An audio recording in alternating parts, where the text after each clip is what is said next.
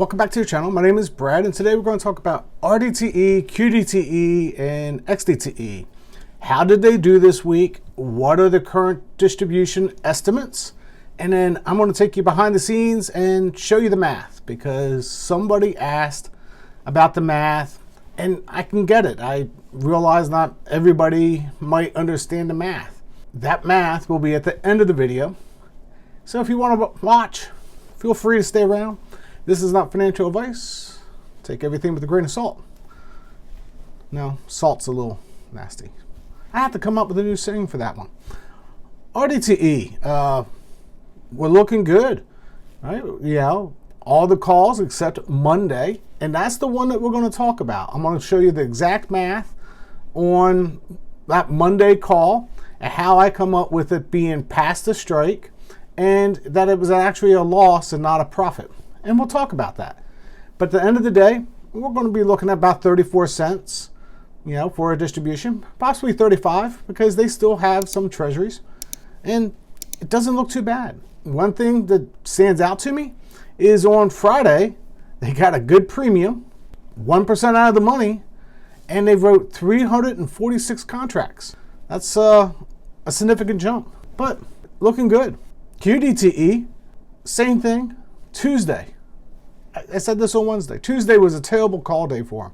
You know, not their fault. We'll just say it was a bad call. I mean, it is what it is. They were 50% out of the money, you know, 0.5%, but they still got called on it, and it was not a very good premium day. And just the market changed on them. So at the end of the day, they're still looking at 25.6 cents. XDTE. So I did watch Reaching Riches, like I said I was going to do on Wednesday. He's still 1 week behind me. So, you know, just put that with a grain of salt. He's 1 week behind me.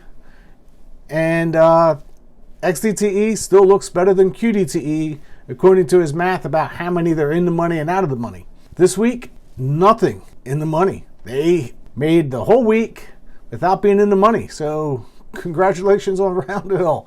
One other thing stands out to me like a sore thumb here. They're going to pay more than QDTE. There you go. Win-win. And contracts went up at the end of the week, but at the end of the day, they got a huge premium on Friday. Friday was a huge premium day for them, and you can't complain about that. So let's talk about premiums. So November 8th distributions, my estimate is XDTE is going to be 20.8, QDTE is 25.6, and RDTE is 24.6. Now, they can always throw in revenue that they get from the treasuries. I do not calculate that in, so it could be slightly more, but you shouldn't see a huge difference. Just thought I'd throw that out. It shouldn't be 6, 7, 8 cents. It should be somewhere around that, plus a little bit more.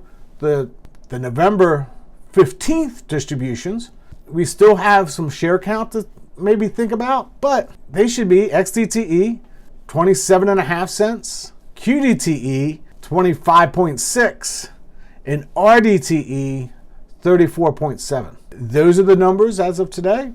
Good distributions, positive distributions, and we'll go from there. I think these are probably fairly in line with what the distribution should be, especially with the volatility. So as promised, I was going to take that RDTE from Monday and just break down the math for you. So let's do the first slide. How do I come up with revenue? So revenue is fairly easy. You take the amount of contracts times the average price times minus 100, because there is that 100, and I want to make sure everything turns to positive, so I do it by a negative. So it's a positive $69,608. That math is fairly straightforward, and you can see it for every day. At the end, they made $552,182 divided by your share count. That's how you come up with the 34.7 cents. Now, how do I figure out of the money? What you don't see, or what I don't present, is multiple columns.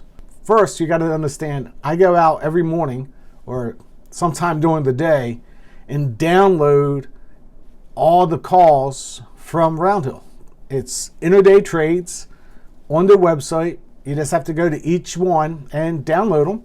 So that's how I know what the option price is. So I don't show that so much on my sheet. I just show you the long math, but that option price was sold for $22.40. The open was $22.17.67. So my sheet, I don't show the decimal points, but behind it, I have the decimal points. So it's easy math. You just take the 22.40 minus the 22.1767. Remember your order of operations. And you divide it by 22.17.67, and that gives you your 1% out of the money. So another one that I present is how far does it go past the strike?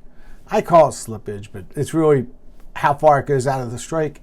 So what I'm talking about in this is past the strike. So there's the distance between the index. As the index continues to go higher, you're going to go farther down from the index. And that's all I'm showing, is how much farther are you getting away from the index, because you got capped. It's 2244.07, right? Because that was the close.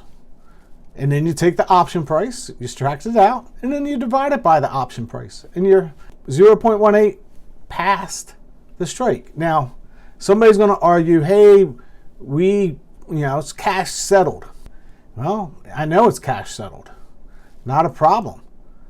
But the question really becomes is, if you look at the chart, if you look at a chart of price versus index, you continue to grow farther and farther away. It's the same function. I'm not saying that they're losing any money. I'm not saying anything. I'm just saying they're getting farther and farther away from the index every time they go past their strike. And lastly, they do cash settle. So we're going to take a look at that. So they sold a quantity on Monday of 308, and it closed at 22.44. So you can calculate that out of what that actual cost was for RDTE to close it out. But, and here's the but, they made $69,000 selling the contract. So you just have to add that back in. That's the reason why it's only a negative day of 55,448.